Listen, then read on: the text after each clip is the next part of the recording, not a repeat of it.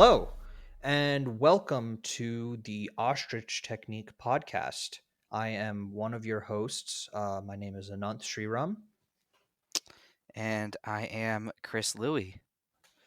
Yeah, so uh, yeah, we have a podcast, um, Chris. So why don't we just go into a little bit of intro about who we are? Obviously, we know each other, but for anyone who is listening, if there's anyone out there, my name is Ananth. I'm 26 years old. Currently based out of Philadelphia, and I've been a big sort of Star Wars, Marvel, sort of comic book sci-fi. I really enjoy movies, um, and yeah, I mean, this podcast is, at least for us when we were talking about it, was just a way to sort of talk about the things we like, and just sort of bring other people in on the conversation. Chris, you have anything to add to that? You can maybe give an intro on yourself. Yeah, I am same age as Ananth. We actually met back in high school and kind of bonded over comic book movies and sci-fi movies such as Star Wars while we were in high school, and our friendship has kind of blossomed out of that. I'm based out of New York. Ananth has moved away from me, but nevertheless, we still keep in touch and always talk about these type of films and TV shows and different projects. So this podcast has been something that's been cooking for some time, and I'm glad that we're finally able to start this. Yeah, no, for sure. And yeah, when he says moved away, I used to live in New York. I mean, that's where I grew up for most of my formative years. So, I mean, hopefully I'll come back at some point, but yeah, no, I'm definitely, I think we're both super excited to start off on this. And, you're probably wondering why we call it the Ostrich Technique podcast. So it's actually a funny story. When we were coming up with names for the podcast, we were thinking back to how we met. And, one of the really formative teachers we had was our physics teacher. We'll keep him anonymous for now, but basically, one of the catchphrases he had in our class, which really stuck with us, was the idea of the ostrich technique, and not to practice it in our class, which is basically putting your head in the sand and forgetting about stuff, and not doing your work. But when we thought about it, it was kind of funny that it sort of fit the idea of our podcast, where this is the world is complicated and challenging. It's a difficult world out there. We all have busy jobs, busy lives, and sometimes it's nice to stick our head in the sand for a little while and get away from it all. So that's what our podcast is. It's really just a way for us to escape, and hopefully for other people to join us on this little ride of ours. So yeah, I mean, so what we had envisioned, at least for the first set of podcasts, were just us talking about the Marvel movies. So, easy way to generate a lot of content without a lot of thought and planning. But 30 plus episodes of content is already planned out for us, just talking about each of the Marvel movies. So what that entails is we're gonna watch each movie, and each episode is gonna have Chris and I talk through each movie in detail, give our thoughts on it, and after, at the end, we'll give our rating on the film, and call it a day. Chris, anything you want to add there? Yeah, no, I think you covered it, and that's that's how we'll kind of talk about and structure these podcasts, and hopefully you have a good time hearing our thoughts. Yeah. So I guess, Chris, do you want to just dive into Yeah. first movie number one? Yeah, movie number one kicks off the Marvel Cinematic Universe.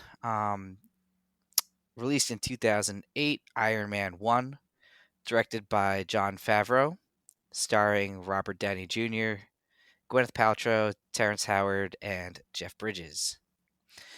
So, to give a little synopsis of the film, it's from IMDb. After being held captive in an Afghan cave, billionaire engineer Tony Stark creates a unique weaponized suit of armor to fight evil. Um, so very generic, and I think, as you'll see um, later on, the films get a little bit more detailed in their synopsis. But you know, I guess little did they know that this film would be such a blockbuster hit, and really launch this entire franchise that changed the landscape of, you know, filmmaking or just, Hollywood franchises and interconnectivity and whatnot. Yeah, for sure. No, definitely. I mean, it's sort of like Star Wars in that way, right? Where same thing with George Lucas, where he made this movie not thinking it would really amount to anything, just sort of an experiment, and obviously that blossomed into a multi-billion-dollar Yeah. franchise. And same thing with Marvel, where this was just like, they gambled everything on this movie.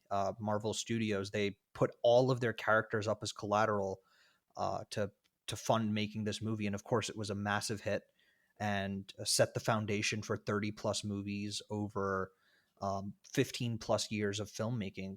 And rightfully so. You said it really has changed the landscape of movies and Hollywood for sure. I mean, some people can argue for better, for worse.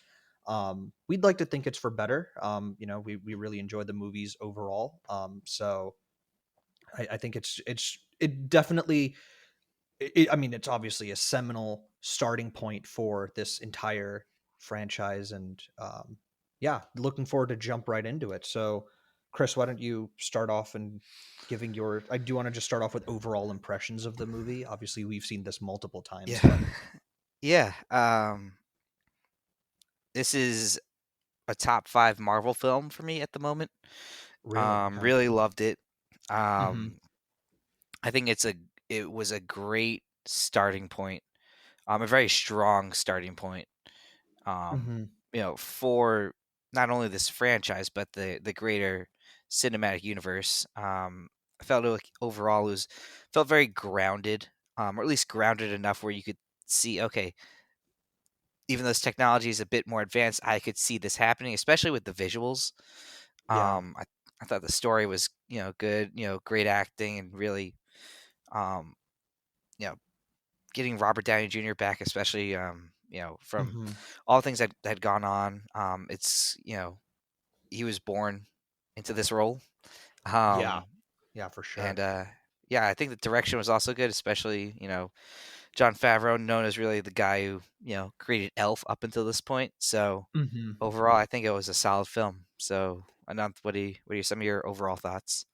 Yeah, I mean, I definitely concur. It's a strong film for me. I wouldn't say quite. I mean, it's definitely in my top 10. Maybe controversial that it's not in my top 5. Though I think the way I rate my movies is a lot also has to do with the enjoyment of the film, seeing it in theaters, and we'll obviously get to movies that are in my top 5. But this is like number 6, which is it's painful because this is such a good movie. And I definitely, I think I agree with almost everything you said. It's such a grounded start to the franchise. And watching this movie, especially having seen some of the more recent Marvel movies, not to not to give a prelude to everything, but like it's kind of a breath of fresh air to even come back to it. I don't know if you felt the Hmm. same way. No, yeah, no, I totally agree. Especially with, the newer ones, how so CGI'd they are, and a lot of complaints about that recently. And then you Yeah. go back to like these real set designs, and then these Hmm. physical costumes. It's just like you said, a breath of fresh air. It's so refreshing, um, Yeah. Yeah. to see something and feel it, instead of like, oh, that's clearly computer generated. So I agree with that. Yeah, no, it's yeah, I think you put it well. It really just does feel like, I mean, everything feels tangible. It feels like you could reach into the screen and touch it. And I think that's, I mean, again, not to really jump ahead on some of the more recent movies, but it really feels like something that we've lost, and something that I mean, I wish that we would come back to in the Marvel movies.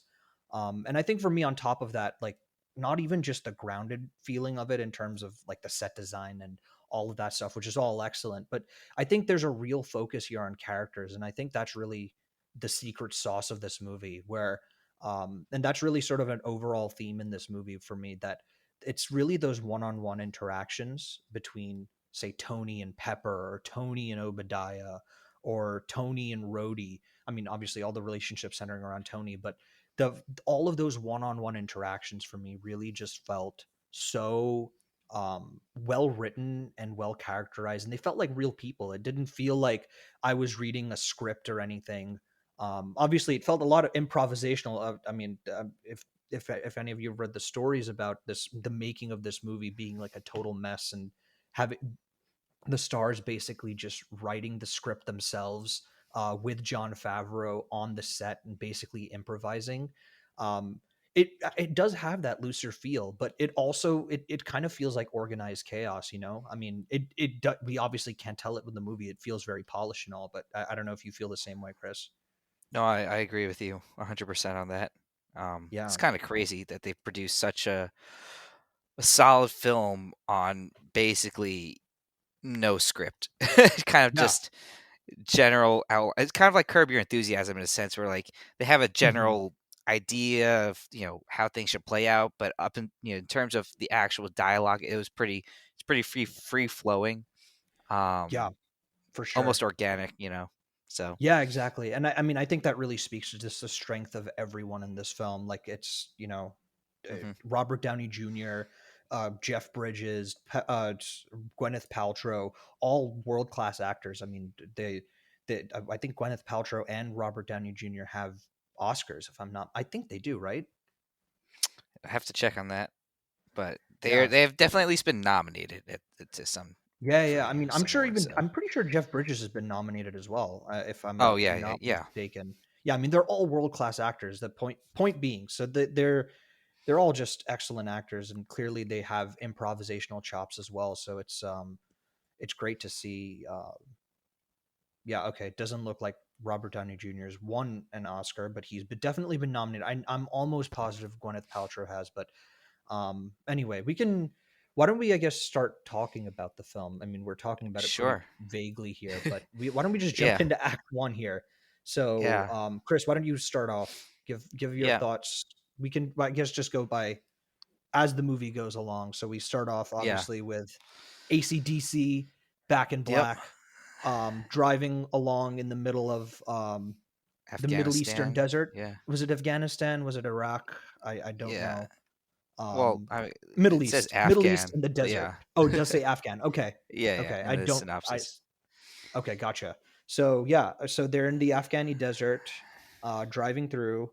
But yeah, take it away. What do you think there? Yeah. Well, first, so I want to say, like, when I was, compiling my notes for this, I tried to keep as much of a this is the only Marvel movie I've seen type of mindset because it's hard, Mm-hmm. us, have seeing all 30 plus already to not like, oh, well, this really set this up later on later on in like these movies, but Right. yeah, just to start off, I loved the way how it opened, um, Mm-hmm.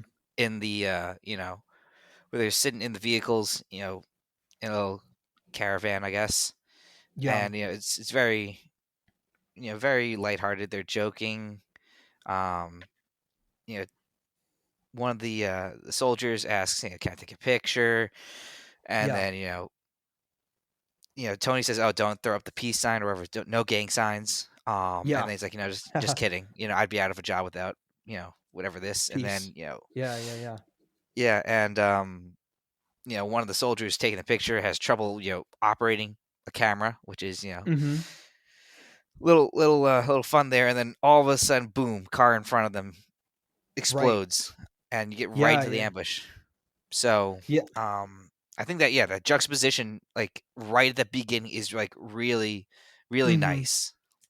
Yeah. Yeah. For sure. Yeah, Yeah, it's funny you mentioned juxtaposition because that's I think the exact word I have in my notes as well. That it really is a great juxtaposition of that sort of the goofiness and the sort of lighthearted nature of the beginning, with then you get into the super serious aspect of it where it becomes like almost a war movie.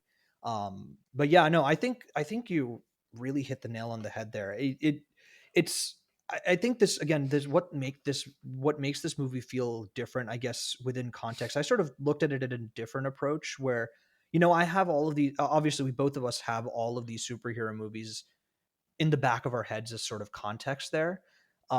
So for me, I was sort of looking at how these movies have really progressed, and I think one of the things that I've noticed more and more is that all of these movies, at least nowadays, a lot of these superhero movies start off with like a big action set piece to sort of set the scene and show, oh, look at our cool hero doing something super cool.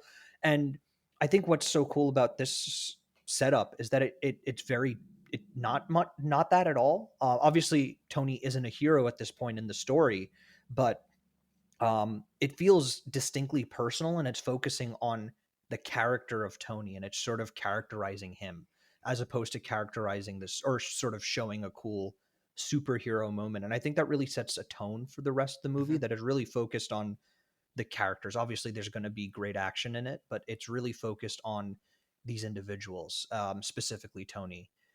Yeah. Um, and I think the whole I mean, it's really interesting to also watch it. We're in 2023 watching 2008 references, so like talking about MySpace, having a point and shoot camera to take a Yeah. picture as opposed to say using an iPhone or a smartphone in general.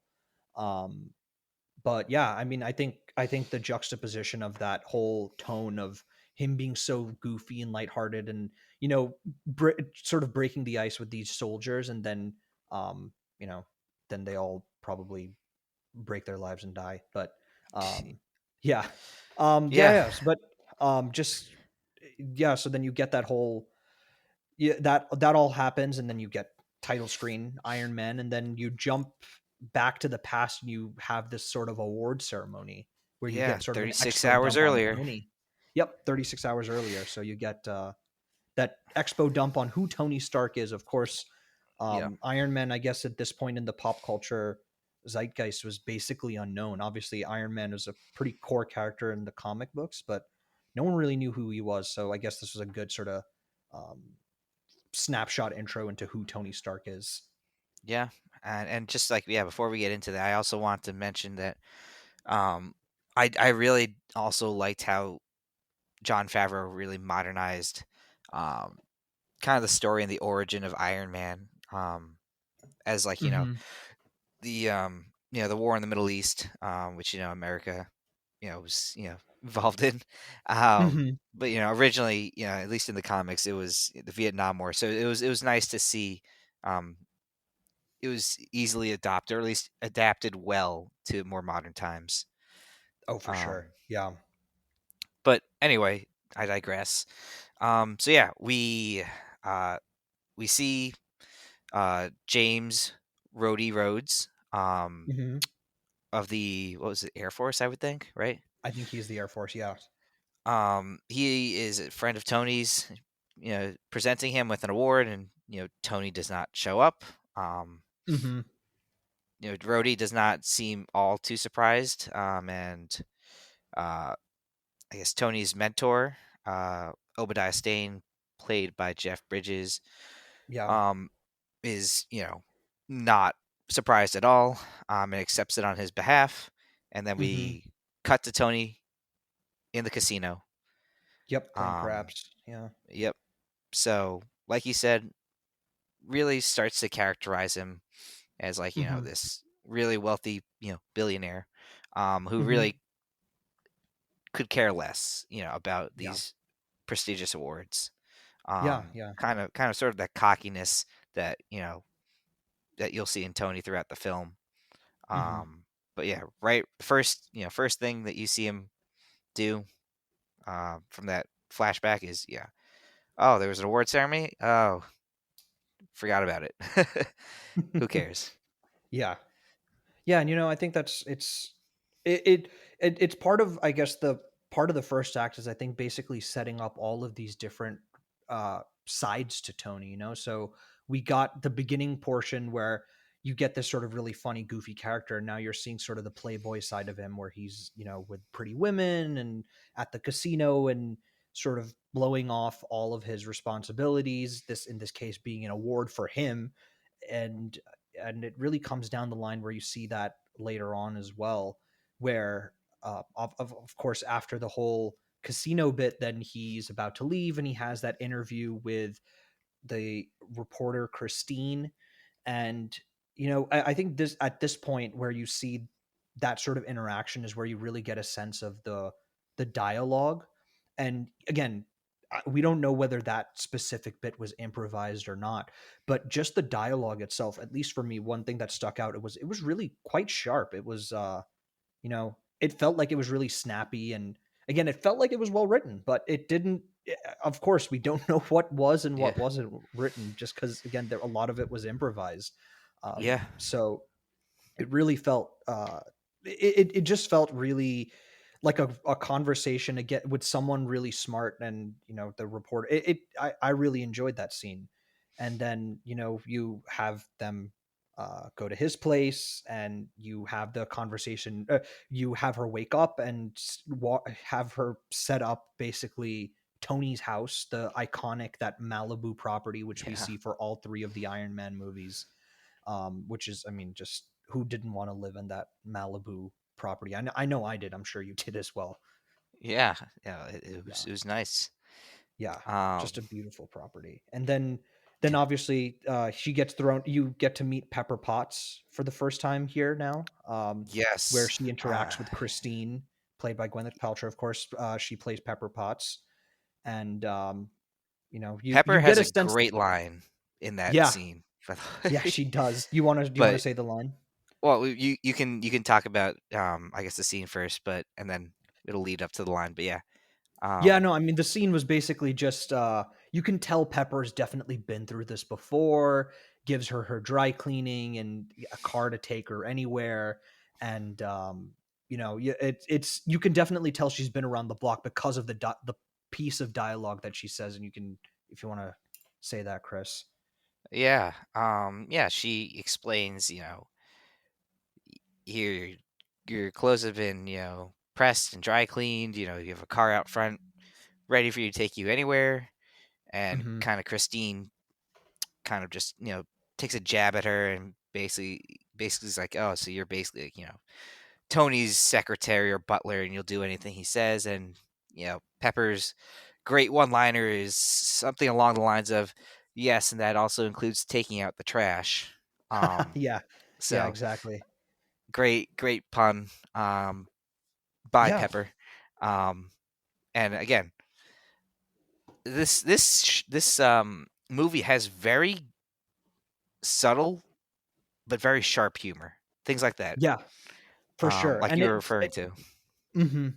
Yeah, the everyone is just like really well characterized. Like it doesn't take a lot to, flesh out a character, and it's really with these small little moments like this which you get a sense that, Pepper's a seasoned vet here working with Tony, that she definitely knows what's going on and how to deal with all of the various escapades he's probably having with women. And it's those little moments like that which really just flesh out this world and make it feel so, like, it just feels lived in, like you're just sort of dropped in and just sort of watching things play out there.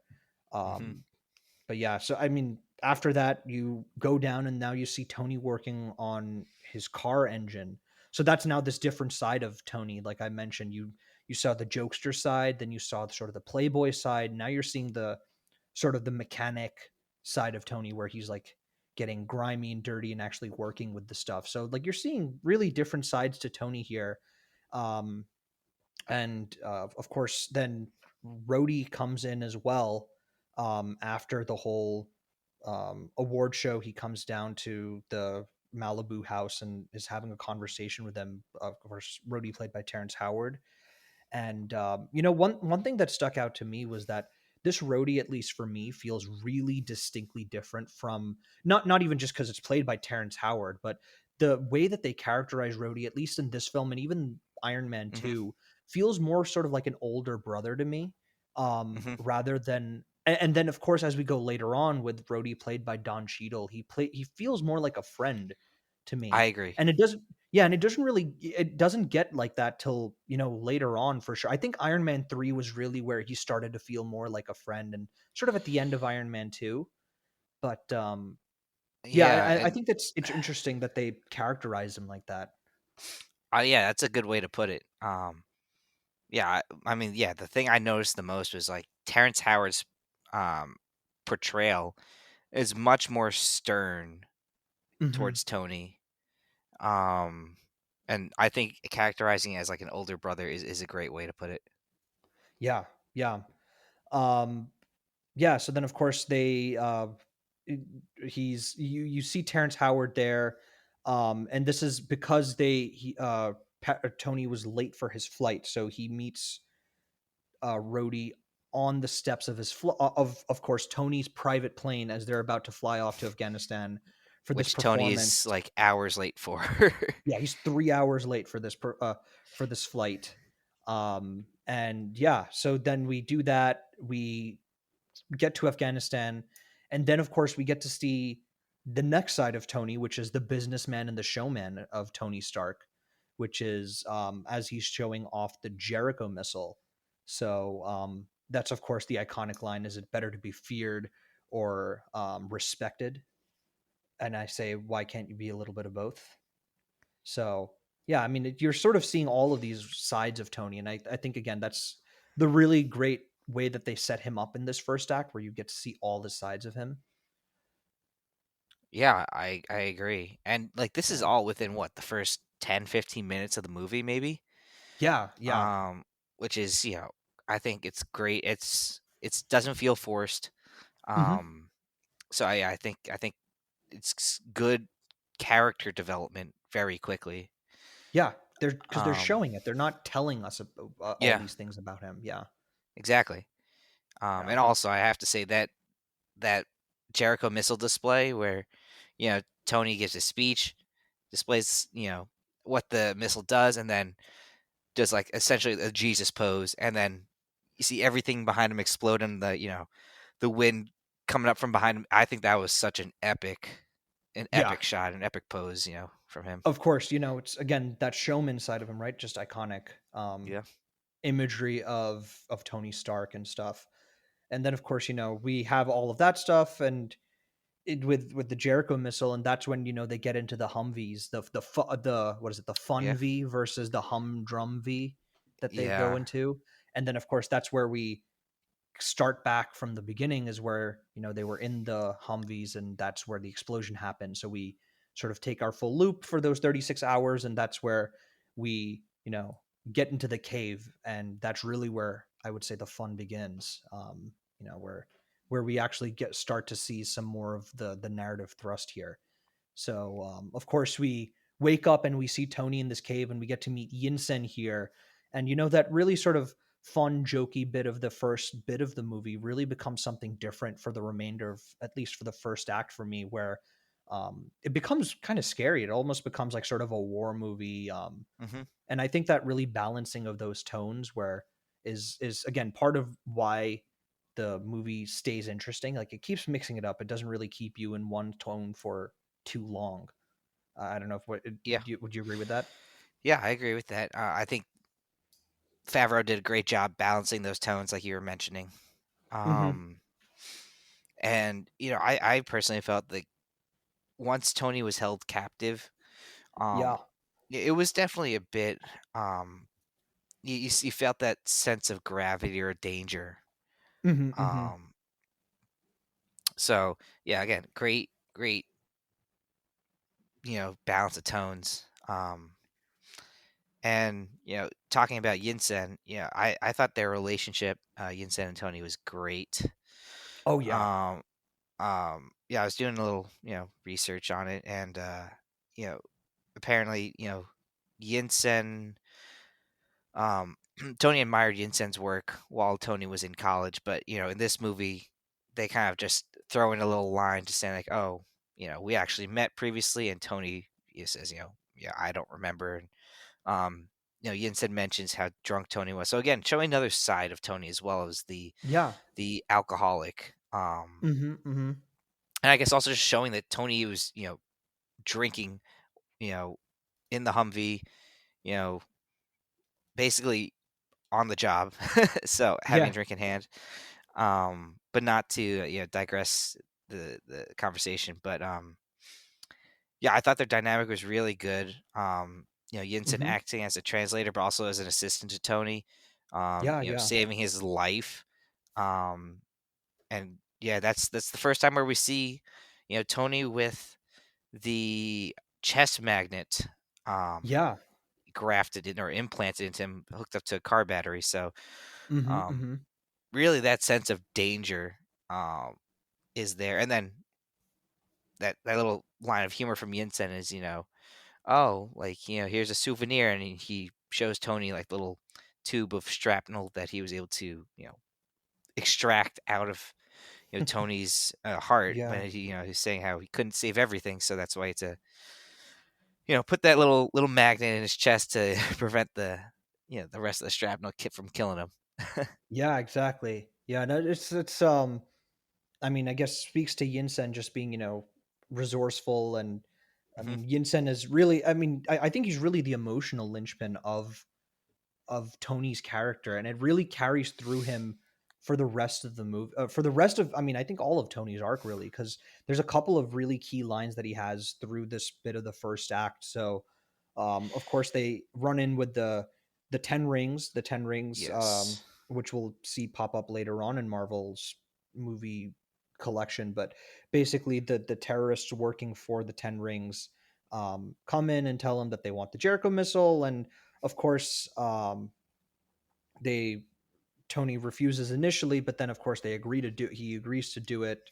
Obviously, he doesn't build the Jericho missiles for them, but the whole point being that he knows that this is sort of his only way to figure out a way to get out. And while everything seems sort of down there, he's sort of saying that he's basically just saying that, oh yeah, we're all going to die in a week, and nothing is going to happen. So Yinsen is the one that really picks him up and says, you really want your legacy to be in the hand of those murderers and whatnot. And Tony's like, yeah, I mean, what else can I do? Like, they're just going to kill me. We're all going to die in a week. And of course, Yinsen, again, the sharp dialogue coming back in, he says, yeah, it's going to then be a very important week to do something. So that really, Yeah. I think, kicks Tony into gear here. And that's where he becomes the genius. He becomes Yeah. we get to see that genius side of Tony where he's not, and, he starts the whole process of, building the first Mark One Iron Man suit. And you Hmm. can see he's not just someone that, like, you think of CEOs just sort of sitting in an office and not knowing how the nuts and bolts of things work. He's Yeah. he's No. actually like, yeah, go for Yeah. it. He. Yeah. No. You see him. You know, directing essentially the 10 ring terrorists. I need this piece of equipment, I need this piece of equipment, and you Mhm. see them going back and forth bringing in equipment, exactly what Tony needs. So like you were saying, yeah, he's in the weeds, Yeah. as I guess he's CEO of Stark Industries. So yeah. Yeah, yeah, but he's in the weeds, and he's, like, taking apart the, like, circuit boards and the metals, like, the rare metals that are on these missiles. So, like, he knows exactly what's in them. I mean, considering he's pulling out, like, this little chunk of, was it 0.5 grams of palladium or something? A Yep. 0.05 grams, something like that, where I Something like mean, that. Yeah. yeah, but he's, like, pulling out he's finding, like, the specific rare earth metals that are, like, found in, like, the circuit boards on his giant missiles, which I thought that's super cool. Yeah. Yeah, so yeah, we um just keep going through and then of course you have this whole montage of them building stuff, and you get a little bit more of that interaction between Yinsen and Tony. Particularly, of course, the first thing they build is that arc reactor, where they build it with that box of scraps, which of course we yeah. see that line pop up later on. But Yeah. yeah, it's yeah, and again, it's really goes back to that relationship with Yinsen and Tony, where he's saying, "You're a man who has everything and nothing."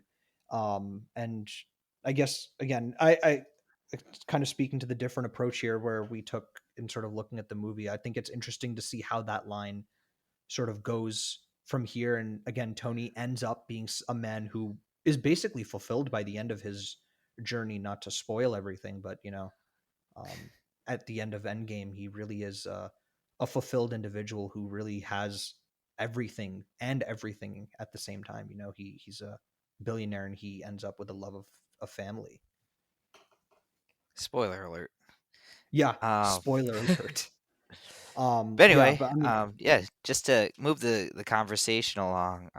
mhm, Yeah, so and at one point we do see the 10 rings threaten to kill Yinsen for not working fast enough.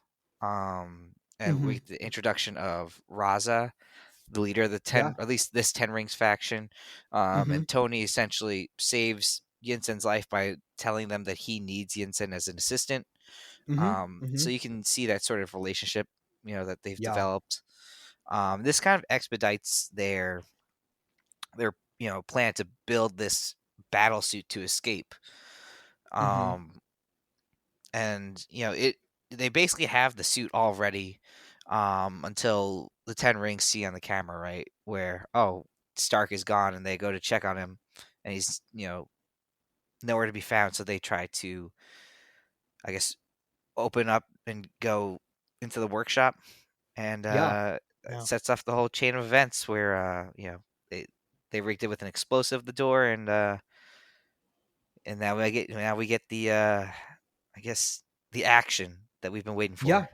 Yeah, this is the first bit of action here. And this sequence is really interesting. There's a couple of things about it that I found interesting. Was one, at least the way it starts off was like probably using like almost horror like tropes where they're really keeping the Mark One armor hidden. So like you're really only like you see the person fly off in the first thing. He's like sort of in the shadows where he's like grabbing people or throwing people away. Really quick cuts.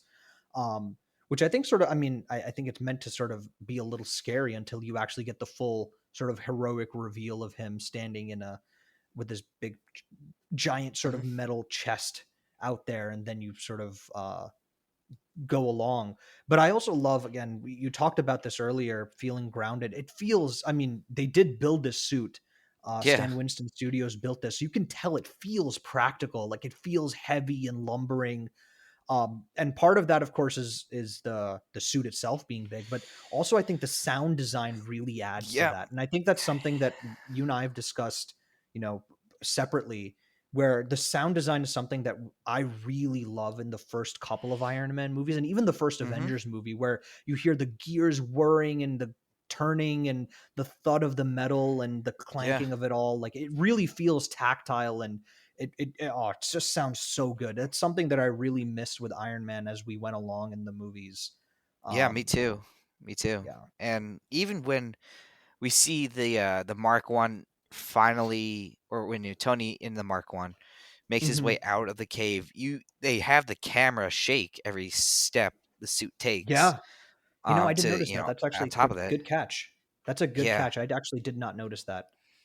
Um, But but yeah, yeah, I agree with you. Like, that is something that's been missing, and really keeps this movie and the suit and everything really feel grounded in reality.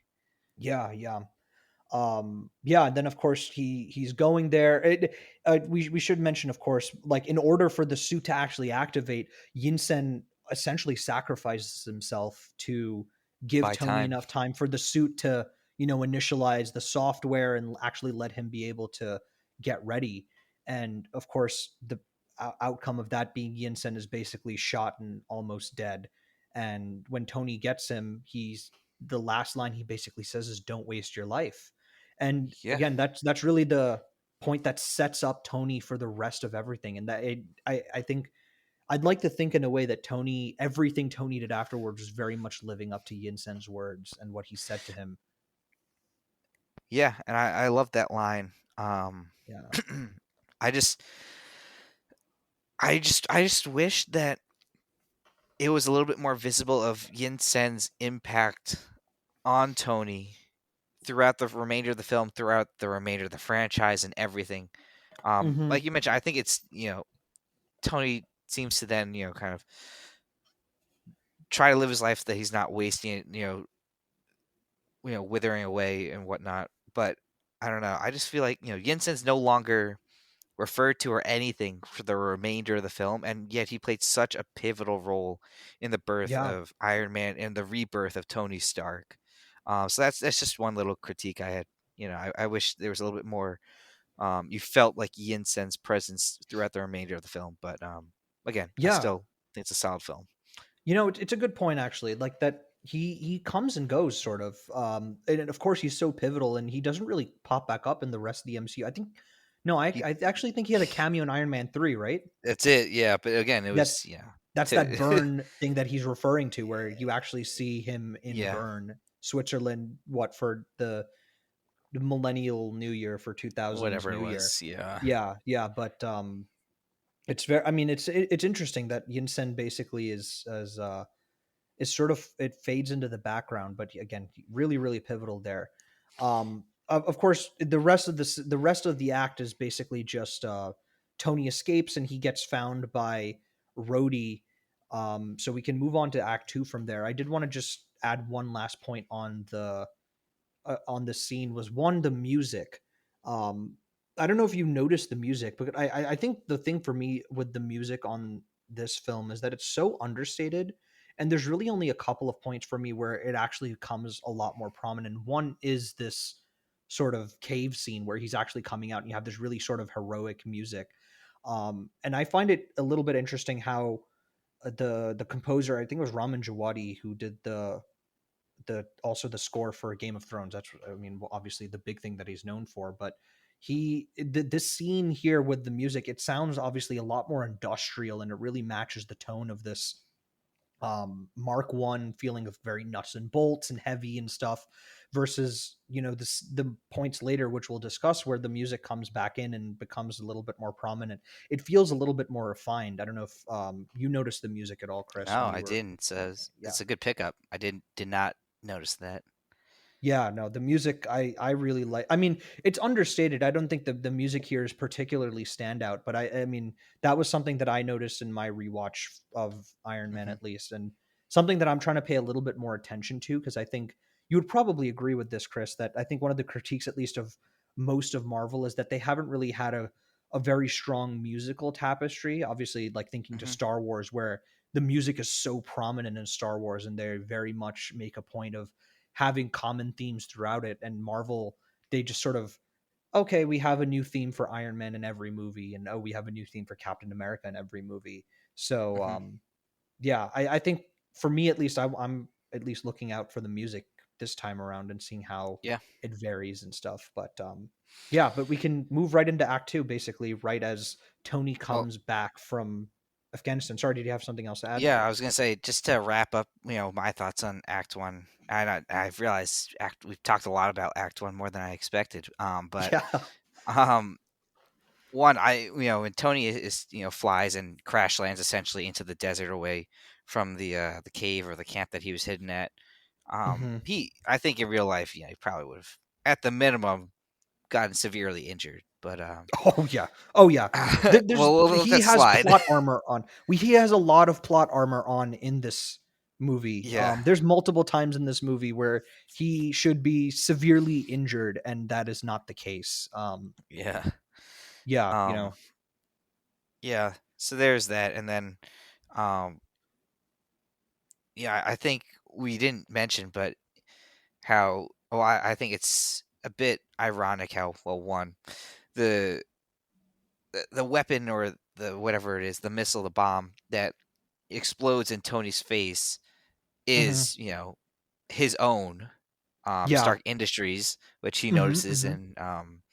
and then ironically also, the Ten Rings or the ones who are using his equipment, um, they supply him with their own sort of doom essentially, um, by giving Right. Tony, his different, weapons back for him to only break it down and make a suit out of it. So little comeuppance, I would say. Yeah. No, it's, I mean, you know, seeing that his own missile was the one that caused it, I think was part of that sort of eye opener, of course, and then seeing all of the missiles that and weaponry that they had stored at the base camp there.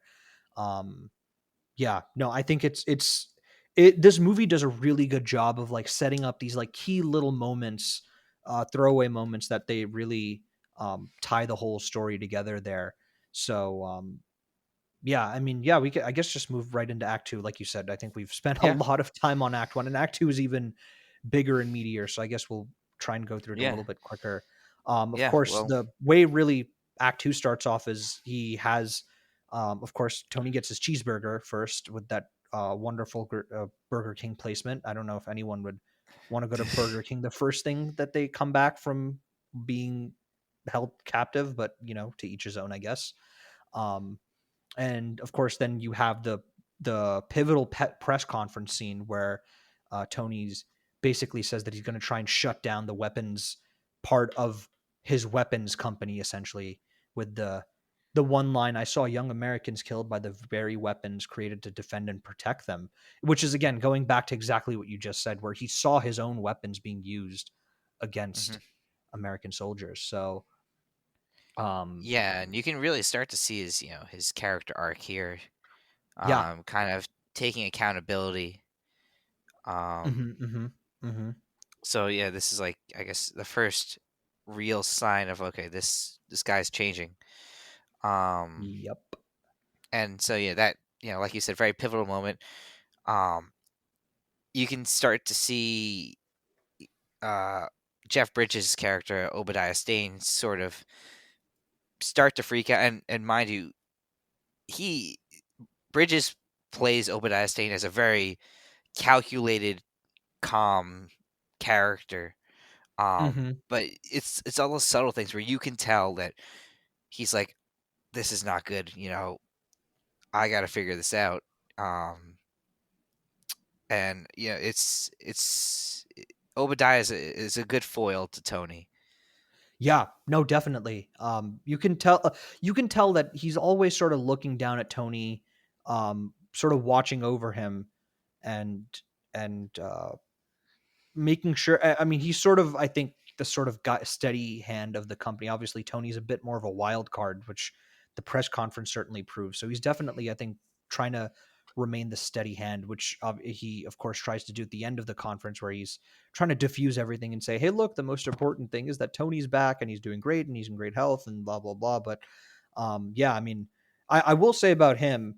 Of course, as we move along, after the press conference here, is he rides in on a Segway, and I think this point has been made by other people. Is I don't think there's anyone who's looked cooler riding a Segway than Jeff Bridges with With a his cigar too, cigar. right? Yeah, Yeah. with the cigar, riding his Segway, and then he gets off of it like a badass too. Which I don't think.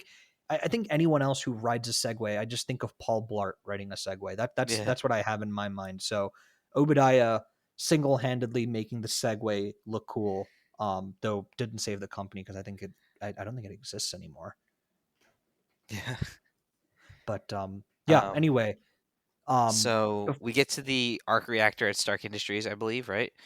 yeah. Hmm. Um, and so they have this whole conversation about how the arc reactor is basically just kind of a publicity stunt. Tony shows off his miniaturized arc reactor in his chest that is preventing the shrapnel from getting to his heart, and Obadiah sees this as an opportunity, um, to kind of pivot their, here's the next best thing that Stark Industries can provide, at least to deflect some of the attention away from Tony announcing the shutdown of For the sure. manufacturing of Yeah. weapons. Yeah, I mean, even Tony mentions it. He's saying that I think we should take another look into arc reactor technology, Yeah. which is why Obadiah is initially at least dismissive of it, where he's saying, "Oh yeah, no, it's a publicity stunt. We just used it to shut up the hippies." And then then he shows him, and obviously he knows that Tony built the art, sees the mini arc reactor and stuff. So um that's I think interesting. And of course in this scene you get the little line from Obadiah that they're ironmongers, which of course is Yes. it references later on that he becomes the ironmonger, of course. But Yes. yeah. um yeah, and then of course we after that scene you get to the scene where Tony is replacing the Mark One arc reactor with the Mark Two arc reactor. I mean, it's just a funny scene. It's just again a cute scene between him and Pepper, and of course Pepper. shows their relationship with one another. But I will note one thing that I found funny in the scene was the whole thing was that he tells Pepper to fix the wire that's inside him, and it's wrapped around this magnet, which is of course the electromagnet that is Yeah. trying to prevent him from dying. And he says not to pull out the magnet, which she does, And then and doesn't then put it back in, right? doesn't put it back in. Yeah, that's what I was thinking. I mean, obviously, I think the scene was longer. If I remember, there was actually the deleted scene actually is a bit longer, so I don't remember if Okay. they have a bit where they put the magnet back in. But I just found it funny that she plugs in the arc reactor with no, you know, yeah, there's no magnet in there. So how is he living? But I just found that funny. No, I agree. I agree. Yeah. Um yeah. I think the whole thing was so I mean obviously they have that conversation and then Rhodey comes down and he is talking about he's talking with Tony and Tony is trying to convince him that like this new direction is like really the right way. And I think it's interesting here that like no one's really buying into the new Tony right now. Like everyone just thinks he's sort of gone crazy or he has PTSD. And obviously they say that in the news that they think he has PTSD and whatnot. But Mhm. it's interesting what like Rhodey says, what you need is time to get your mind right. Of course, Rhodey has his own priorities. He works for the government and he wants Tony to keep making weapons for him because he's like their weapons expert, I guess, for the Air Force. But it is interesting that he says that. And then, of course, we move into the whole thing where he starts building the next iteration of the Iron Man suit. And I wanted to get your thoughts on this. So he says that I don't know who to trust right now. I want to keep this on my private server. I mean, what Yes. prompted him to say that he doesn't trust anyone? Do you know why? No, it's a good question. Um, Like, I don't think anyone really I, did anything to betray his no, trust. no, I agree.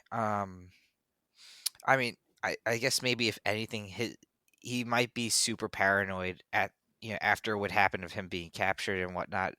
Mhm. Um, you know what it is? It's probably because he saw his weapons being used by terrorists, and he's like, okay, how how could they have gotten them? Mhm, mhm. And so I don't know. It might be something along those lines of okay, Maybe, yeah. maybe there's something going on in the background that I don't know. Um, Mhm. but he also refused Obadiah's request to get engineers to analyze his miniature arc reactor. So Right. um, Yeah, which that's a point I want to get to later, but I guess we can since you're bringing it up, we can get it to it now. So he mentions that he wants to look into arc reactor technology, and then later on when Obadiah comes and asks him for the arc reactor, he's like very much like, "No, no, this one's for me. I'm not letting you have this." So that point was also I think interesting where initially he's saying he wants to look into it, but then he's not giving him like probably the best way to actually reverse mhm. engineer it with his actual sample. I don't know. That part didn't track for me logically, but it's No, a I agree. minor point I think in the overall.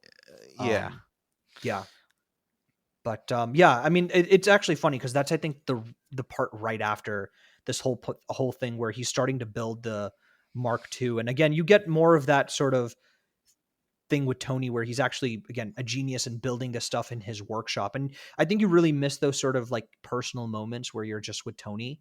And this scene where he's just building he's I think building the boot of the Mark II and you see all of like the little pistons and he's working with all of his little the robots. Yeah, robots. Yeah, but it feels an intense it feels very personal that scene. Like it feels like you're sort of in Tony's workshop with him and yeah, helping him build it, even though he's just sort of talking to the robots or essentially himself. It really feels personal and it adds a lot to that characterization, which I think, again, to the point, this movie is focused on the characters. It's not really about all of the action and stuff. The action, of course, supports it all, but it's all focused on Tony and these characters, which is why, of course, the movie works at the end of the day.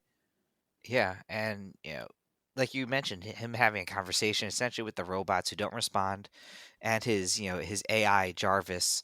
Um, outside of that, you don't really see him have any deep connections with anybody else besides Obadiah, Pepper, and Rhodey. Hmm. So you really get the sense of like going back to what Yinsen said, he's a man who has everything in terms of money, Yeah. and whatnot, but he also has nothing. He has his parents died in a car crash. Hmm. Hmm. So he has no family, and it doesn't seem like he has really any real deep friendships outside of those mentioned. So he really just talks to um his AI and Yeah. his robots. Yeah. Um, Exactly. Yeah. No. I mean, of course, Jarvis. Yeah, it's interesting that, and of course we learn Jarvis later on is his dad's butler, which is why he has an attachment to that the name of Jarvis. But you know, I think one thing also again, which we see in this scene is that the CGI in this movie is like just Oh, so so good, solid. so good. It's Yeah. so good. Like you're seeing, obviously the boot is CG, and then he's building like the sort of that hologram Oh, repulsor the hog. where Yeah, it's he so. puts his arm into it, and it looks real. It really Yeah, feels so well done. Just yeah, just really really all well done, the CG in this movie. yeah, And then of course after that scene is when we get to the whole thing with Obadiah playing on the piano, and they have that conversation which we just talked about with the arc reactor and Tony not wanting to give it. But what I mean, we'll just talk, I guess, briefly about what I found funny in the scene was that Tony seems to have cut a hole out in his shirt to highlight the arc reactor, yeah. and I noticed later on when he is with, of course, later on in the movie when his arc reactor gets stolen by Obadiah, his shirt didn't have a hole Dozens. in it. So Yeah, I'm wondering how many shirts he's actually put a hole into yeah, just to show off his arc reactor. I just thought that was really funny. yeah. No, I agree. I actually didn't realize that until you just said that. But yeah, that's true. Yeah, he just it. I mean, I don't know what he just like sort of showboating in his own house that he has the arc reactor on. Yeah. Um, yeah, and then of course after that, then of course where he is looking at a slice of pizza. I don't know if you noticed this, but the pizza looks so dry. Of course, you and I are very Has familiar no with good flop. New It has York no flop pizza. to it. Yeah, no flop at all. But it looked dry. It didn't look like it had any sauce on it. No, yeah, I I mean, mean, of course, granted, I'm sure Obadiah, like, what? How long is the flight from New yeah. York to California? It's Why like is he bringing 7-ish pizza? hours. Why is he bringing pizza all the way from New York? Like that's yeah, it's like hours and hours. Like I don't understand, Yeah, um, but yeah. Anyway, so I think yeah, after that scene, um, this we you kind of alluded to Tony kind of having that montage of building the suit. yeah, And he's also kind of testing or essentially like a training montage as well of getting used to the yeah. different components of the suit. So yeah, after that whole conversation, um, I guess he's back in his workshop watching the news, Well, and kind of you we have the whole test flight sequence. That's what comes right after. After all of okay, like the yep, yep, development of it is when we get the iconic test flight and when we actually see the first iteration of like the more modern Iron Man suit, which yeah, is I mean the Mark II armor. And again, such good CGI here. Like it really yep, feels real. Like you see all of like the metal pieces moving around and yep, all of that stuff. And of course, they built a real one again. Stan Winston Studios built a real like metal version, which I'm sure helped a lot with the CGI of it, but it yeah, just looks so good and it so good, feels so good. Again, really grounded. And this is again the second part where you hear that music where he's flying around, and that's really where it feels more polished instead of it like sort of being thumping music. It's more sort of melodic and going hmm on, but it has a little bit of that undertone in it. Um yeah, and then of course here after a part of that is you have very wide shots of him flying, and then you see him fly up, and that's where you hear about or see rather the icing problem that he has, which is of course referenced later on in the movie. Um, and again, yeah, really shows how Tony is like very iterative in his whole process and learning from his mistakes, where um, pulling things from his past suits and his past experiences. yeah, for sure. And like yeah, kind of that I guess that Mark II suit, being all silver, pulled from the comics as well, which is pretty Hmm. cool. Um, and what I guess the next scene is about the Stark Gala or whatever it is. Yes, yeah, the And Stark th- Gala. that Tony doesn't get invited to, even though his name is on the gala. Hmm. So Hmm. he shows up unannounced. And You know, I actually, guess he I do want to lets. get to something right before the gala. So they show a little Oh sure. bit. Yeah, one thing they do show is one, he gets the gift from Pepper, which again, showing a Oh little bit of yes, that person to person interaction, proof that Tony Stark still has a heart. which has Again, the original arc reactor. Yes, the in Mark there. One arc reactor. Yep. One thing I did find interesting also is they also cut to the Ten Rings actually finding the suit Oh and like trying to yes, like actually pieces. reassemble Yeah, it.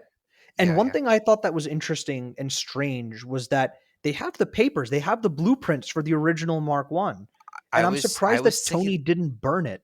I had the same exact thought. I was like, why did Tony not destroy this evidence? Like, if you were gonna Yeah. leave the cave, like, I thought the same exact thing. I mean, maybe they didn't have time. Of course, they were kind of rushed at the end there, but like Yeah, the suit was all built. Like, I mean, I can't yeah, imagine why they kept the I blueprints agree. around after the suit was built. But minor points, Yep, minor yep, points here. But yeah, we'll get back to the gala here. So of course he's in the gala, yep. and And yeah, well, and so this is yeah, where we get our first Stan Lee cameo. yeah, well, actually, right before they leave for the gala, Hmm. he tells Jarvis to build this or assemble the next suit, which would be the Mark III. Yes, Um, the first mock-up is all gold. which is Again, reference to the another. comics again. Yep, exactly. Another suit in the comics, early on for Iron Man. And then kind of throws a little hot rod red in there from Tony's car that he's been working on earlier in the film to give you that Hmm. classic red and yellow or red and gold Yeah. suit that we comic fans and now everybody in the mainstream is used to. But Hmm. okay, yeah, Hmm. we're at the gala. Like you mentioned, the first Stan Lee cameo. Yeah. Tony mistakes him for Mr. Hugh Hefner, Well, I and think he is playing Hugh Hefner in this one, right? is he? I thought he was just Yeah. I mean, he's surrounded by a bunch of women. He's wearing the Hugh Hefner sort of like the bathrobe looking thing. yeah. Oh, Yeah, so I think he is. I took it as he was just playing a random guy who just happened to be in a very similar outfit and group as you would find You Hugh know, Hefner. But I'm gonna look this up on IMDb right now, actually, whether um he's credited as Hugh Hefner, because that would be very funny to me. Um, I'm gonna see. Let's see. Um, Stanley, yeah, he's credited as Hugh Hefner on IMDb. oh, Yep, so he was playing Hugh Hefner. okay, Yeah. all right. So yeah, Well, there you and have it. yeah, well, there you go. So he was playing Hugh Hefner. One thing I do want to do though, at least as we're going through these movies, I do want to rank Stanley's appearances. Obviously, right now is we just have this one. So first place, Hugh Hefner. Of course, this will Yep, change as we move to the next movie, Incredible Hulk. yep, But yeah. But anyway, yeah. So you are at the gala here, and then I think the big really portion of this gala is you really start seeing a little bit of that budding romance between Tony and yeah, Pepper, and you really get a sense of that tension between them. yeah. And it comes to the point where they almost kiss, Hmm. but they don't, and you can tell both of them are a bit embarrassed and kind of flustered about it, but they both kind of share those romantic feelings for each other. For sure. Um, Yeah. and so yeah, it's good, kind of planting the seeds. And I would say the next biggest thing to come out of this is at the very end of the gala, Hmm. Christine Everhart shows up again, the reporter Yes. from Variety. Um, Vanity Fair. and oh, sorry, Vanity Fair. I knew it started with a V. Yes. Um, and uh, Tony's line, "Oh, why were you late? Oh, I was doing a piece for Vanity Fair." Good pun, Tony. Hmm. Um, Yeah, I didn't catch that obviously the multiple times I've seen it before, but this time I picked it up. I was doing a piece yeah, from Vanity Fair. Yeah, that was pretty yeah. funny. But anyway, Christine, you know, comes up to Tony, shows him the pictures of the Ten Rings, you know, using his weapons, in Hmm. a different place, and yeah, Tony's not aware, so he goes up to Obadiah and kind of confronts him about it. Yeah. And this is really where you see that shift in Obadiah. Well, I mean, of course, it makes sense. You realize, of course, at this point that he's sort of the villain here. He's the one that locked Tony out of the board, and he's the one that it seems like he's spearheading the sort of double dealing that Stark Industries is doing here. So after all of that, of course, he sort of shocks Tony with that, and Tony's obviously very upset, and he goes back to his workshop. and you see him watching a video about this, and and I think one nice touch there was that the weapons that Christine showed him were based out of Gulmira, which was where Yinsen was Yin from, Sen, which he yeah, mentioned in the yeah, beginning. So again, that I think that really hit home to him, that that was something that like yeah, struck a nerve. And you see him watching that documentary on Gulmira, which makes him, and of course they throw in that line is there's really no one out here to save him, and that makes him um his call to action essentially. yeah. And I think what's also really intimidating about that, that scene where Obadiah essentially tells Tony that, Hmm. he's responsible for, throwing Tony out of the company or filing the injunction. Hmm. Um, that Obadiah is very relaxed, but yet very threatening at the same time, and kind of Oh yeah. talking to Tony just in a normal voice. But again, kudos to Jeff Bridges on his performance. Oh yeah, no, Jeff Um, Bridges was so good. It's such a shame that he's not come back in any sort of flashback or cameo or oh, I anything. mean, he has come back in a archival footage. Um, Where did he come back again? Far From Home. Did he? Yeah, when talking to the the box of scraps. Oh, yes, yes, yes. He did come back. Yeah, that was okay. It was the same piece of footage Yeah, from it's Iron archival Man. Yeah, footage. yeah, Yeah, yeah. Archival but footage. Yeah, but yeah, I mean, I wish we got like a new scene new. Yeah, yeah, yeah, yeah, with Jeff Bridges like as Obadiah. Like the yeah, I yeah. man, I mean, Yep. Jeff Bridges is such a good actor, so it's really just such a shame that we don't get to see more of him. Yeah. Um and part of that is, the Marvel thing where they kill off all their really good actors in the first movie that they're in who played the villains, which we'll see that with with a lot of the villains in the Yeah. first set of movies. This one and actually, it's only this one in Captain America where they kill off the main villains. Oh, and Iron Man too. But anyway, we'll get to those. But yeah, and then of course after this is where we get the real suit up of Tony, and we get the full reveal of him in the red and gold. And Yeah. again, the suit just looks so good here. It really, I Yeah. mean, this whole scene is just so, I think, badass. That's, I think, the Yeah. takeaway Where from this he scene. Yeah, he flies to back to the Middle East. Um Hmm. Essentially wipes out all the terrorists in the area. Yeah. Um Gets shot down by a tank and kind of just gets up off, out of the little hole that he kind of plummets or creates by plummeting to the earth, and Yeah. what dodges another shot, and then kind of just shoots a wrist rocket, turns Hmm. around, walks away, and you get that epic shot of the tank exploding behind him as he's walking away. And Oh, I yeah. thought that That, I was mean, just one of the greatest iconic. pieces of yeah, it's a great piece of cinematography, and probably the best one in the movie, in my opinion. Oh, yeah. No, no, for sure. I mean, that scene is just iconic. Him walking away from the explosion there. And, I think part of what makes Iron Man so cool here is he's at least the way he plays it is so different than Tony Stark, where Tony Stark is very chatty and very talkative. And when he, at least in the initial phase where no one knows he's Iron Man, he's really so quiet. And especially Hmm. with that sort of the grimace that the mask has, sort of Yeah, the way yeah, that the sort of lines are on it where they yeah. all meet up, the plates. It's like a It frown really almost. Yeah, yeah, it's almost I mean, the eyes look kind of anger. Yeah, angry with the frown. yeah, So it looks, I mean, it's way more imposing where he's not talking and he's like doing all these sort of badass things. And I kind of miss that actually. I mean, obviously this was really the only movie where he had it, because the remaining movies where everyone knows he's Iron Man yeah, is he's much more talkative and yep. um yeah, but then of course the end of Act 2 is really the whole plane scene. Of course the plane scene is also super well done here. With the Um F-22s. yeah, with the F-22s and Okay, yeah. yeah, Um, with him revealing to Rhodey that he is in fact Iron Man. yeah, Um, and that whole sequence is really cool. Like, you get to see, okay, he built a suit that can go supersonic, yeah. can avoid, heat-seeking missiles from F-22 Raptors. Mhm. Um, I'm pretty sure Rhodey's ringtone for Iron Man is like the Iron Man theme song from one of the the TV shows, like animated TV shows a while back. Is it actually? Um, I that wouldn't surprise me, but I think so. that's pretty awesome. Yeah.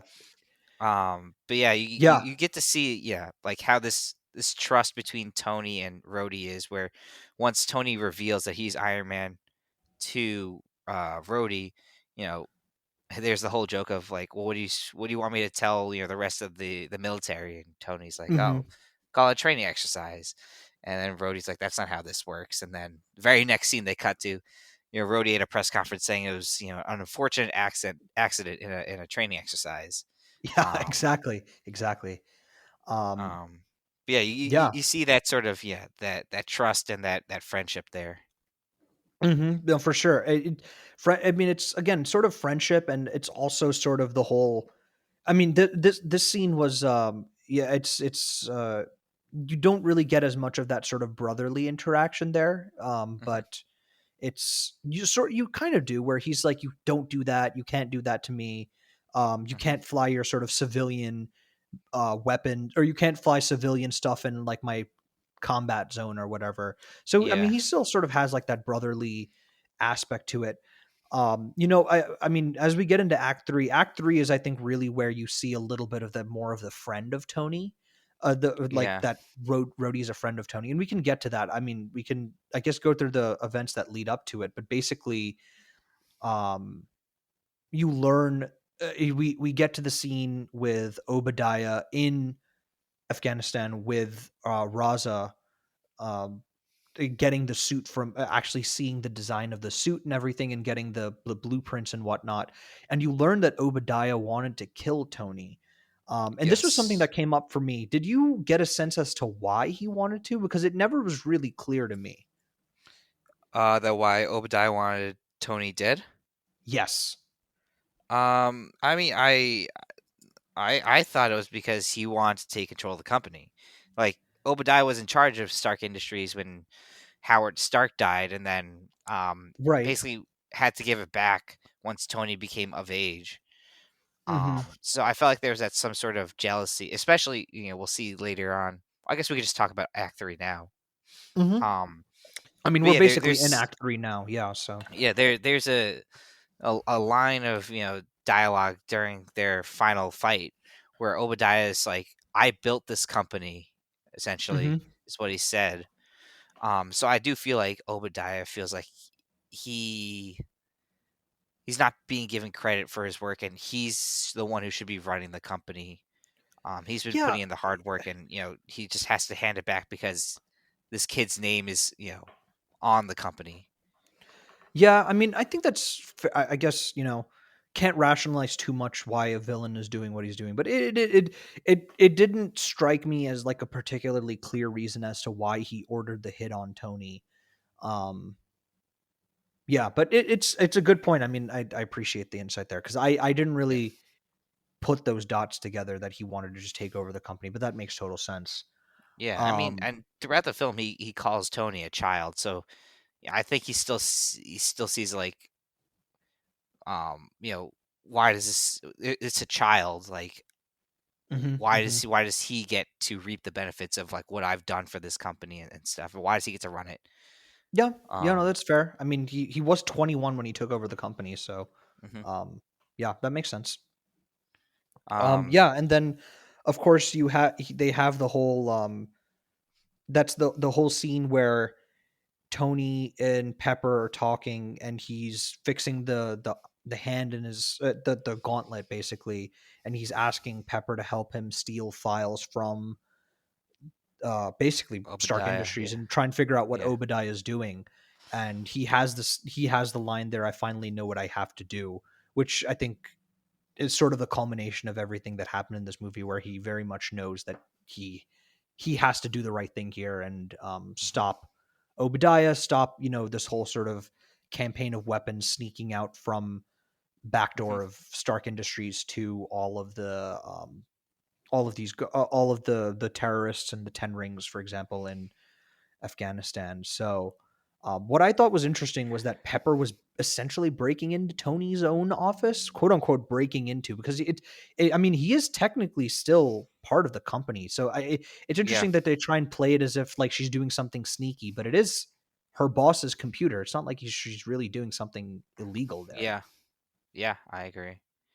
Yeah, which I guess Um, is why Obadiah can't really do anything against her because I mean, she downloaded the files, but it is obviously like he has a right to access them.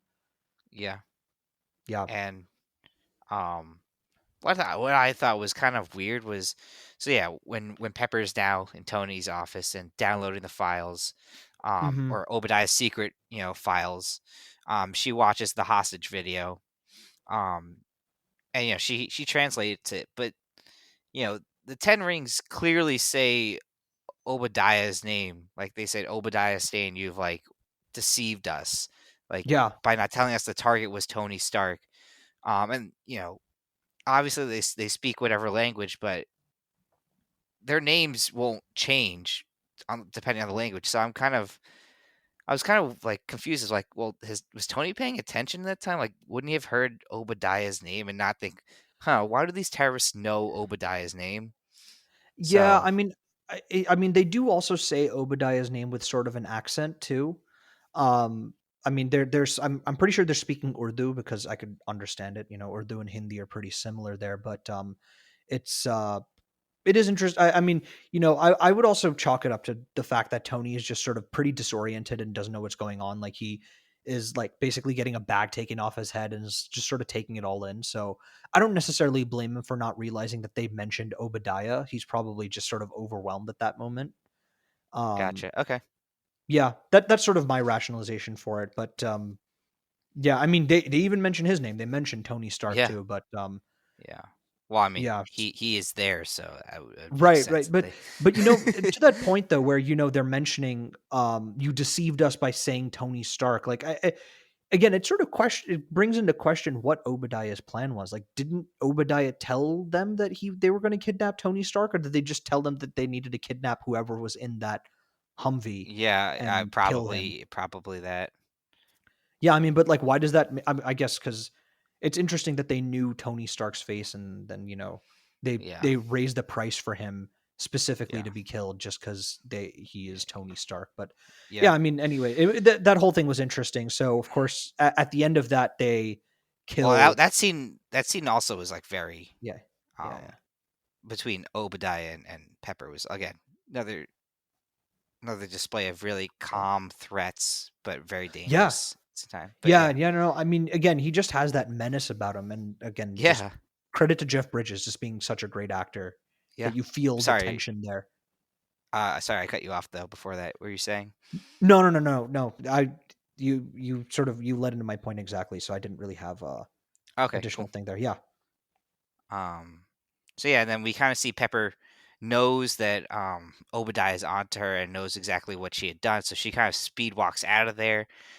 Yeah. And we see Agent Coulson, who we got briefly introduced to during Act Two, and um, Agent Coulson kind of first introduced himself as like this agent from this intelligence agency, Mhm. that has a Mhm. really long name, which I also kind of found a bit weird that they kind of presented Shield as like this, up and coming sort of intelligence agency that really Right. didn't even have their acronym straightened out. Yet, we'll see pretty soon that Shield has been around for a while. So I'm not sure why he really, you know, maybe I guess he wanted to like disguise Shield as, since they're not as well known and they're more, espionage related. But Yeah. um, it's just really weird how they kind of present it as like, hey, we're kind of this new sort of agency. Yeah, one thing I will mention, I mean, of course, we see Agent Coulson um earlier on in his career in Captain Marvel as as an agent of Shield, and I mean, we can. I guess we'll get to this point when we get to Captain Marvel. But do you remember if they had the acronym of Shield at the time, or did they just call it the Strategic Homeland Intervention Enforcement and Nah, Logistics they Division? definitely had the acronym. Okay, so I mean, I won't fault this movie for not knowing that. Like, I mean, they this movie was sort of made standalone, but it is interesting Yep. that they that they act as if the name isn't set in stone at this point. But yeah, you're right. This is an old organization. They've been around, obviously the SSR, and then that became Yep. Shield. So Yep. um, yeah. So So of course, after this whole thing was the iconic scene, which you referenced in the archival footage with Obadiah going to his scientists and asking about, huh, what's the progress of this arc reactor thing, and he talks to the scientist there, saying like, it's impossible, we can't really do this. And of course, Obadiah, the iconic line, Tony Stark was able to build this in a cave with a box of scraps, and well, I'm sorry, the sir, but I'm not yeah Tony Stark.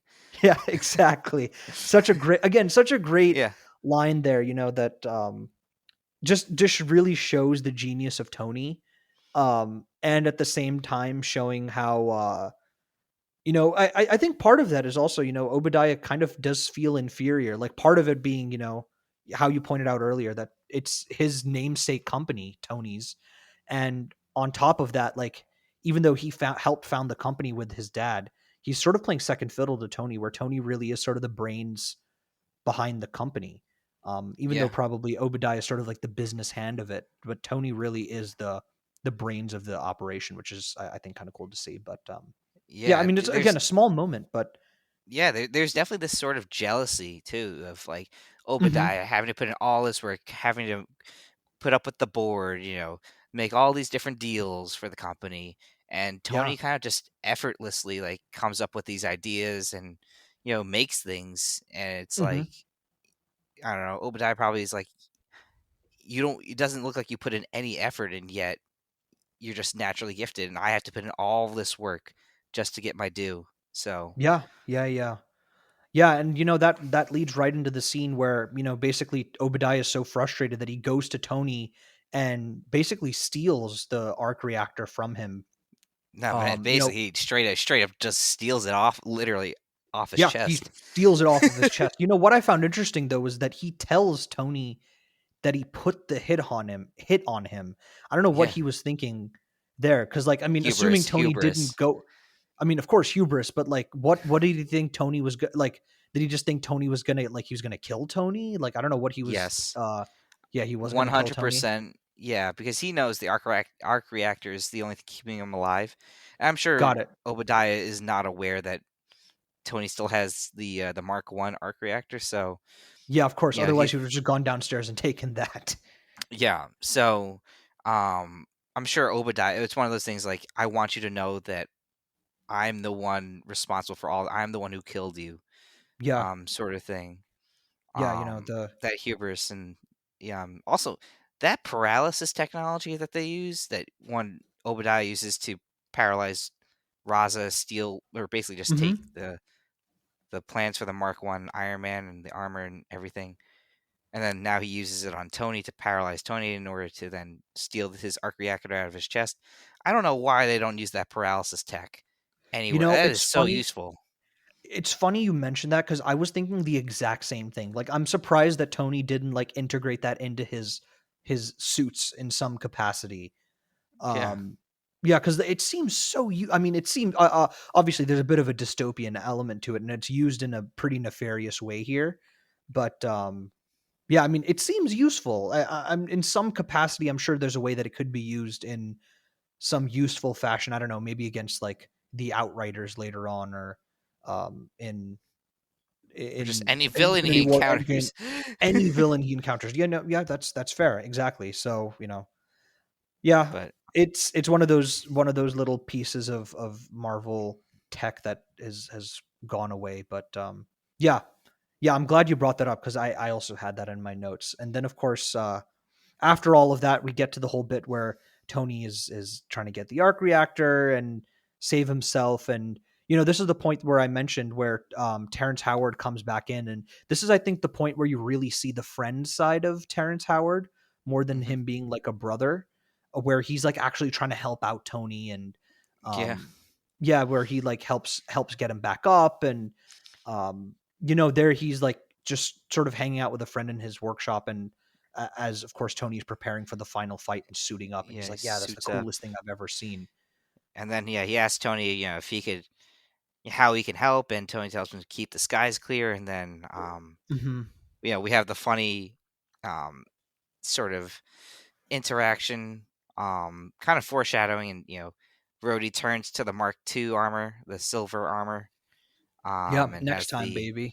next time baby, yeah, kind of But of course, referencing or no. foreshadowing, yeah, Yeah, but of um, course there won't be no next time for for Terrence Terrence Howard. Howard, but Yeah, but it is yeah, still it's still a nice little nod to him to War becoming War Machine, Machine later on. yeah, Yeah, so um yeah, I think that so of course they go into the fight there and I mean we don't have to I guess talk about the fight too much. It's just like a fight between Tony and Obadiah, but I think the one thing that's interesting like a nice little detail that they brought back was how the Mark 1 arc reactor isn't able to sustain flight and Jarvis says that, which is why hmm um him flying around makes him lose power so much.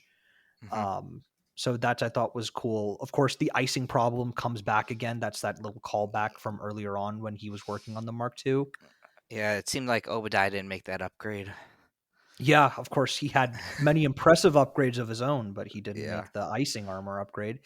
And yeah, then, part of that whole thing with the arc reactor not being able to sustain flight, it and that sort of failing in this point, it's interesting because it made me think a little bit about Iron Man 3 later on. Of course, we'll discuss Iron Man 3 in a future episode, but the fact that in Iron Man 3, the whole point of that movie, it kind of felt like that what had that Mark 52, I think it was, that kept failing, versus was this it one was was that also 52? failing. Was it at 45?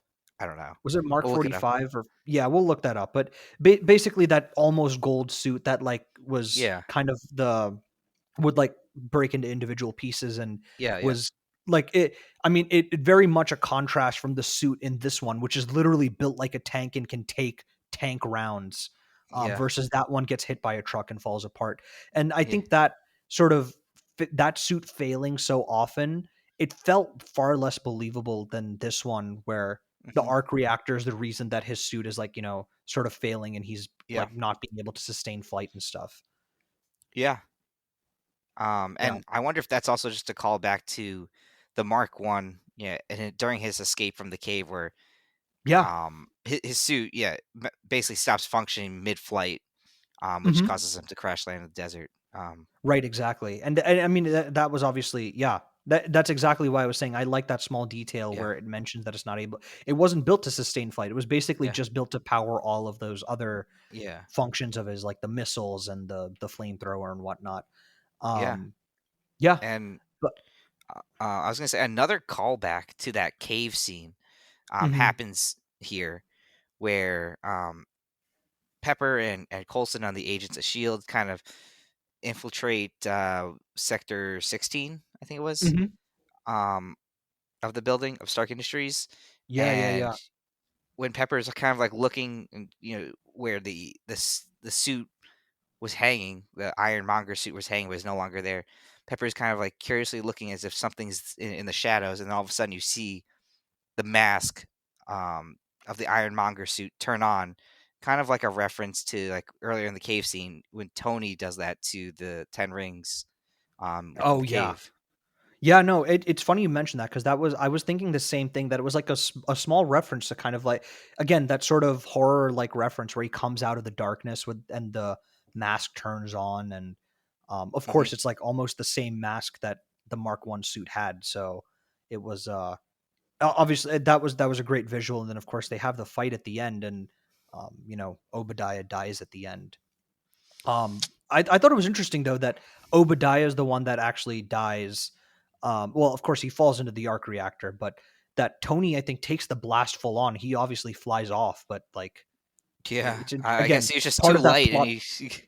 yeah, plot Yeah, armor, plot armor. Same thing as earlier. Even in the training sequence where he has the thrust at 10% capacity, and then he and his basically face flies into the plants into the wall. wall. Yeah, Oh God, like a cement wall.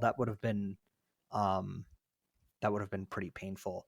But yeah, yeah, I mean, and then of course at the end there, after the whole fight is done, I'm sure that very iconic shot of the arc reactor sparking back on, showing how he's like still alive. I thought that's just a really great visual way to show that he's alive, as opposed to him like slowly breathing or something like that. yeah, and also like my question is, Well, the arc reactor is supposed to be sustainable energy, right? Yeah.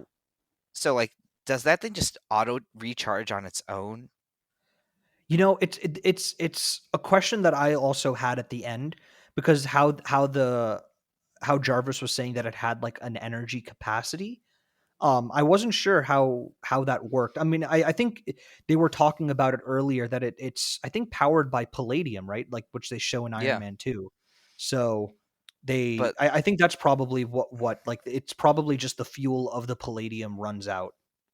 then if he ran he because he basically ran out of power at that point in his arc Yeah. reactor. He doesn't have a backup, so like he would have to create a new arc reactor before the power, like his power ran out. So I'm like, wouldn't he have kind of gone back into that cardiac arrest and almost died? Yeah, it's a good question. Probably But we'll plot armor plot there. armor. Yeah. Plot armor again. Yeah. There it comes up a couple of times, but it doesn't pull you out of the movie. It's No, still it just doesn't. Yeah, yep. yeah. Yeah, but I mean Um, that's basically the end of the movie, right? Where after the fight yeah, they and have the then whole press conference, the iconic press which conference at the end, which he reveals to the he world that he is, is of course Iron Man. and then yeah, Yeah. we see like kind of the news clipping of them referring to him as Iron Man, kind of how a lot of these superheroes in this universe at least get their superhero name. Yeah, Um, exactly.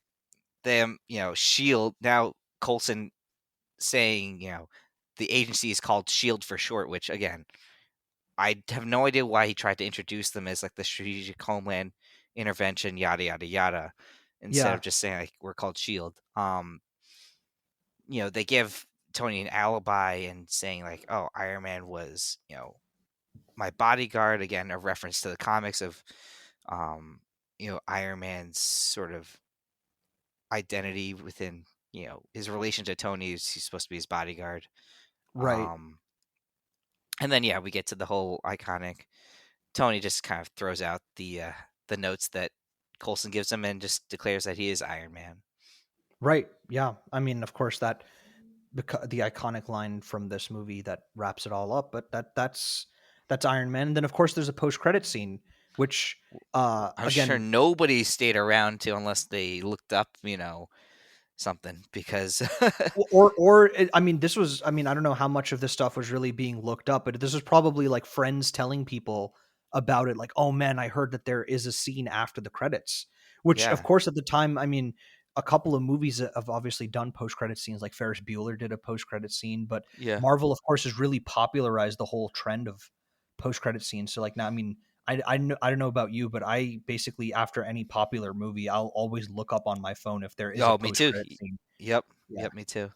Yeah, and that's, Um, courtesy of Marvel, where every movie I have to check that, oh, is there a post-credit scene? But yeah, of course, iconic post-credit scene where we get an incredible cameo by Samuel L. Jackson playing Nick Fury and talking introducing about Iron Man. Yeah, talking about the y- Avengers Initiative.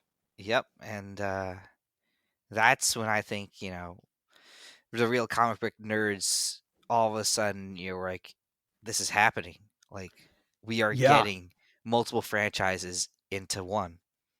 yeah, I mean, it's interesting you say that because I think there were still question marks about it, just because again, this was the first movie. There was really no way of knowing, at least in 2008, that 4 years later we would get an Avengers movie. But I think just the possibility of it was so exciting, Hmm. and especially after how well the first Iron Man was done, that maybe there was just the hope that they could actually pull it off. And of course, Yeah, they did. Spoiler alert, but that was it was a great tease and a great end yeah, to a great movie overall. yeah, So of course, Chris, what would you rate this movie after all of that discussion? yeah. I think I'd rate it 4.5. Okay. Um, really solid film. 4.5 out of 5. Really solid film all the way around. Like we've discussed our little minor critiques, but I agree. Great focus on the characters, great origin story, great action, great CGI. Hmm. Um, a real solid film and start to the Marvel Cinematic Universe. Yeah, yeah. I would probably agree. I think I would either give it a 4.5 or like a 4.25 or something like that. Just because, I mean, it's obviously such a great start, this movie. I think I'm gonna go with a 4.25. So I'll just briefly mention that the way that we're gonna rate these movies for all of the Marvel movies is we're going on a 1 to 5 scale, and we are including quarter points here. So 4.25 for me is my rating. And I think that's because um, it's not a perfect movie, like we said. Tony has plot armor a couple of times. There's a couple of logical gaps, but this movie just has a magic to it. Like it Hmm. feels grounded. It feels lived in. Like, it doesn't feel like these characters are all being introduced to one another for the first time. It very much is sort of, you're dropped into this world, and these are characters that have been living with one another and have these established relationships.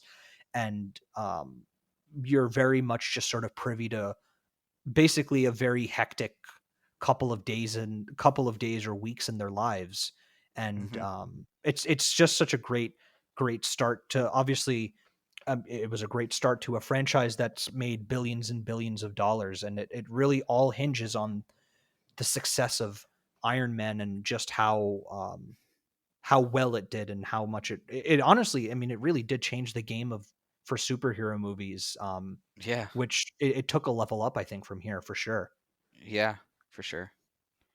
Yeah, so, 4.5, 4.25, not a shabby way to start off Iron Man. Of course, I'm sure a lot of people know that Iron Man is a pretty good film overall. But yeah, I mean, I think with that, do we have anything else to say on this movie, Chris? I think that's No, it for I us. think that's it. I mean, I think yeah, I think that's it. They start the credits off by Black Sabbath's Iron Man. Of Very course, very perfect. fitting. But yeah, other than that, yeah, I think we've covered a lot. It's hour and a half, and I guess our next rewatch will be The Incredible Hulk. So Yes, so stick around for that. Of course, let us know what you think. Of course, we tried to release this on the day that the original Iron Man movie came out, which was May 2nd, 2008. Um, so yeah, but thanks for sticking around and listening to both of us go on for almost an hour and a half, hour and 40 minutes. Um, if you like this podcast, or if you have any questions or comments or anything else to add, you can reach out to us. We have our very own email address, the ostrich. It's just ostrich technique at gmail.com. That's OSTRICHTECHINQUE at gmail.com. I think I spelled that right. Did I spell that right, Chris? I think I did. uh, I was not a spelling bee person, but I trust your spelling. Okay. Yeah. Ostrich technique at gmail.com. And yeah, if you have any thoughts or opinions on it, definitely let us know. We want to keep the conversation going. And maybe at the beginning of the next episode, we'll read out some of your thoughts, if there are any, if there's anyone out there listening to this. But yeah, I think that's all for us. My name is Ananth. And I am Chris, and Yeah. Thanks thanks for for listening. listening.